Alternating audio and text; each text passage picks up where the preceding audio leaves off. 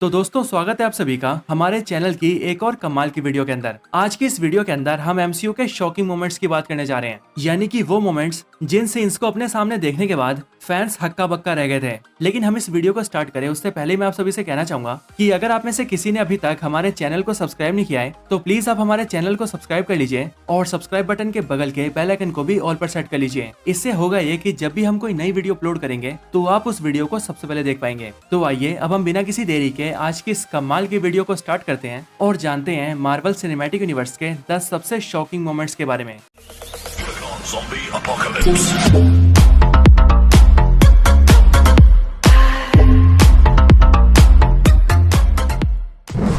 Number 10, Antman becomes giant man. तो Captain America franchise की third film यानी कि Captain America civil war MCU की अब तक की सारी मूवीज में से one of the best movie है, क्योंकि ये एक ऐसी सुपर हीरो मूवी है जिसके अंदर हमने पहली बार सुपर हीरोज को विलन से नहीं बल्कि खुद सुपर हीरोज से लड़ते हुए देखा। इस मूवी की स्टोरी, एक्टर्स की एक्टिंग और जबरदस्त फाइट सीन्स बहुत कमाल के थे, लेकिन इनसे भी बेहतर था इस मूवी का एयरपोर्ट बैटल सीन जिसमें सुपर हीरोज आपस में लड़ रहे थे। और उस बैटल सीन के अंदर भी सबसे शॉकिंग मोमेंट था एंटमैन का जायंट मैन बनना। एंटमैन के बारे में मार्वल फैंस ये जानते थे कि एंटमैन का सूट स्कॉट लैंग को साइज में बहुत ही छोटा कर सकता है, लेकिन Captain America civil war movie के इस सीन के अंदर जब एंटमैन अपने सूट की मदद से बहुत ज्यादा बड़ा हो गया और लिटरली जायंट मैन बन गया, तब उस सीन को देखने की वजह से बहुत से फैंस हैरान रह गए थे। हालांकि ये सीन बहुत ही कम टाइम के लिए था, लेकिन तब भी इस सीन को जो काम करना था वो इसने कर ही दिया।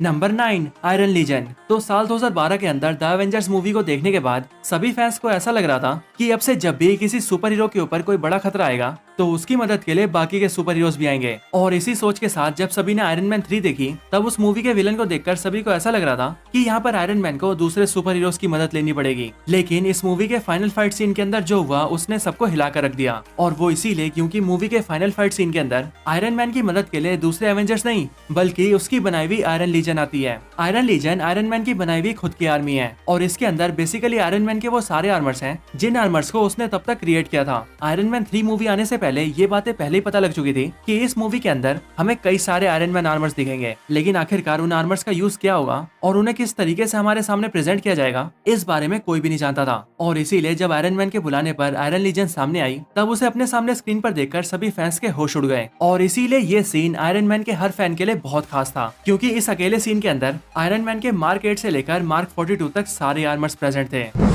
नंबर 8, विजन लिफ्टिंग म्योनिर। तो विजन का म्योनिर को उठाने वाला सीन बेशक से बहुत नॉर्मल हो, लेकिन इस सीन के अंदर जो विजन ने किया वो बहुत ही ज्यादा खास था। हम सभी ये जानते हैं कि थॉर के म्योनिर के ऊपर एक ऐसी एन्चेंटमेंट है जिसके अकॉर्डिंग उसके हैमर को सिर्फ वही उठा सकता है जो कि उस हैमर के लिए वर्दी हो। और इसी एक रीजन की वजह से एमसीयू की एज ऑफ अल्ट्रॉन मूवी से पहले तक थॉर के हैमर को कोई भी नहीं उठा पाया था। और इसीलिए जब सभी ने विजन को हैमर को उठाते हुए देखा तब वो सारे लोग हैरान हो गए। बट हालांकि आगे चलकर हम सभी को ये पता लग गया कि विजन थॉर के हैमर को इसलिए नहीं उठा पाया क्योंकि वो वर्दी था, बल्कि वो इसीलिए उठा पाया क्योंकि थॉर के हैमर के ऊपर जो एन्चेंटमेंट है वो सिर्फ लिविंग बींग्स के ऊपर लागू होती है, और क्योंकि विजन एक एंड्रॉइड मशीन है इसीलिए उसका एन्चेंटमेंट से कोई लेना देना नहीं था। दैट्स व्हाई वो सिंपली थॉर के हैमर के पास गया और उसे अपने हाथों से उठा लिया।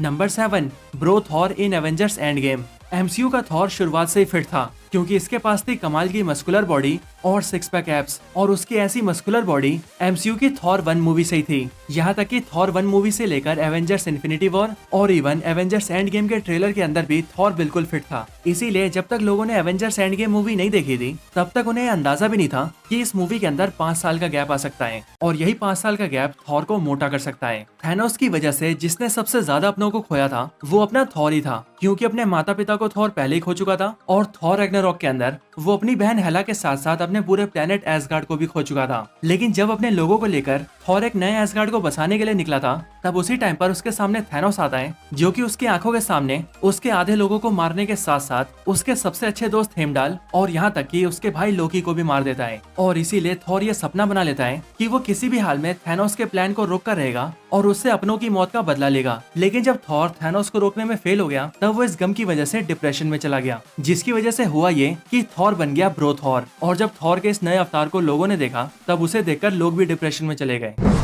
Number 6, quicksilver death scene. तो क्विक सिल्वर एमसीयू में सबसे पहले नजर आया था एवेंजर्स एज ऑफ अल्ट्रॉन के अंदर। ये मूवी एमसीयू में क्विक सिल्वर की पहली मूवी थी, बट यही मूवी इसकी आखिरी मूवी भी बन गई। और वो इसीलिए क्योंकि मूवी के फाइनल फाइट सीन के अंदर जब अल्ट्रॉन हॉकाई और एक छोटी सी बच्ची के ऊपर फायर करता है, तब उन दोनों को उस फायरिंग से बचाने के लिए वहाँ पर क्विक सिल्वर आता है और वो उन दोनों को एक सेफ जगह पर पहुंचा देता है। लेकिन उसी दौरान उसे बहुत सारी गोलियां लग जाती है, जिसकी वजह से उसकी वहीं पर मौत हो जाती है। अब ये सीन शॉकिंग इसीलिए है क्योंकि क्विक सिल्वर वो बंदा है जो कि मार्वल कॉमिक्स के अंदर लगभग लाइट की स्पीड से रन कर सकता है। तो जो कैरेक्टर इतना ज्यादा तेज हो, आखिरकार वो एक नॉर्मल बुलेट से कैसे मर सकता है, क्योंकि उसकी स्पीड एक बुलेट की स्पीड के मुकाबले बहुत ज्यादा होगी और इसीलिए ऐसे में एक बुलेट को डॉज करना उसके लिए काफी आसान होगा।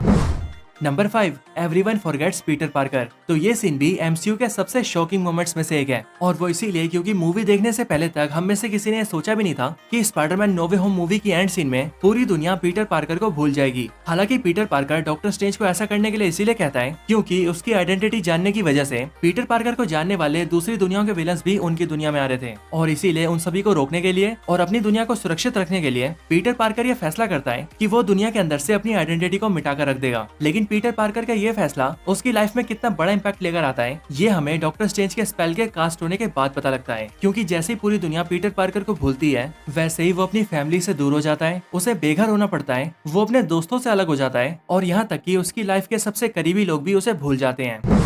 Number 4, iron man saved the entire city. तो जब से मार्वल सिनेमैटिक यूनिवर्स की शुरुआत हुई थी, तब से ही पूरे एमसीयू का यही मानना था कि टोनी स्टार्क एक मतलबी इंसान है जो कि सिर्फ और सिर्फ अपने फायदे के लिए सोचता है। यहाँ तक कि द एवेंजर्स मूवी के अंदर भी कैप्टन अमेरिका का भी यही मानना था कि टोनी स्टार्क सिर्फ अपने लिए सोचता है और वो कभी भी किसी दूसरे के लिए अपनी जान को दांव पे नहीं लगा सकता। लेकिन जब इसी मूवी का फाइनल बैटल सीन आता है और शहर के ऊपर चित्तौरी इन्वेजन को देखते हुए गवर्नमेंट सिटी के ऊपर न्यूक्लियर मिसाइल छोड़ देती है, तब उसी टाइम पर खुद की परवाह किए बिना सबकी जान बचाने के लिए टोनी स्टार्क उस मिसाइल को पकड़ लेता है और अपनी जान को दांव पर लगाकर उस मिसाइल को सीधा पोर्टल के जरिए चित्तौरी आर्मी के ऊपर छोड़ देता है। ये सीन देखकर लिटरली ज्यादातर फैंस को यही लग रहा था कि शायद से इस मोमेंट पर आयरन मैन खत्म हो जाएगा, बट जब आयरन मैन नीचे आया तब उसे जिंदा देखकर सभी फैंस खुश हो गए थे।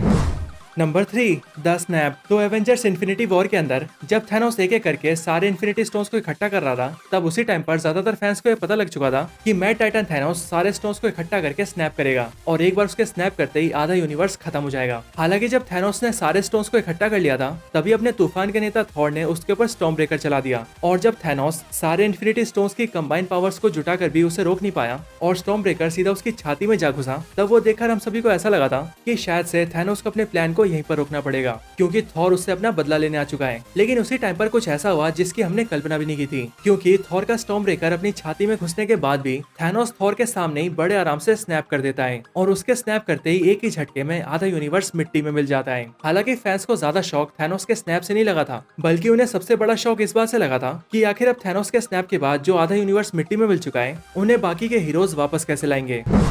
नंबर 2, वर्दी कैप्टन अमेरिका। तो एवेंजर्स एंड गेम एमसीयू की अब तक की सबसे बड़ी मूवी है, और इस मूवी को बड़ा बनाया है कुछ आइकॉनिक सीन्स ने। लेकिन इस मूवी का जो सीन सबसे आइकॉनिक था, वो था कैप्टन अमेरिका का थॉर के म्योनिर को उठाना, क्योंकि जैसे ही थॉर का हैमर थैनोस को हिट करने के बाद कैप्टन के हाथों में जा पहुंचा था, वैसे ही उस सीन को देखकर पूरा थिएटर चिल्ला उठा था, और अगर मैं अपनी बात करूं तो मैं तो सीट पे ही चढ़ गया था। Number 1, Andrew and Toby in Spiderman no way home. तो आप ये माने या फिर ना माने, लेकिन स्पाइडरमैन नो वे होम के अंदर एंड्रयू गारफील्ड और टॉबी मैगवायर के स्पाइडरमैन की एंट्री पूरे मार्वल सिनेमैटिक यूनिवर्स का अब तक का सबसे शॉकिंग मोमेंट रहा है। स्पाइडरमैन नो वे होम के आने से पहले तक काफी लोग ये अंदाजा लगा रहे थे कि इस मूवी में तीनों स्पाइडरमैन दिखेंगे, लेकिन मार्वल या फिर सोनी में से किसी भी स्टूडियो ने इस बात को कभी भी कंफर्म नहीं किया था, और इसीलिए लोगों को ये भी लग रहा था कि उनकी ये प्रेडिक्शन गलत भी हो सकती है। लेकिन जब मूवी के अंदर उन्होंने एक्चुअल में टॉबी मैगवायर और एंड्रयू गारफील्ड के स्पाइडरमैन को देखा, तब थिएटर्स के अंदर से ना तो चिल्लाने की आवाज कम हुई और ना ही सीटियां मारने की, और इसीलिए ये मोमेंट एमसीयू का अब तक का सबसे शॉकिंग मोमेंट है।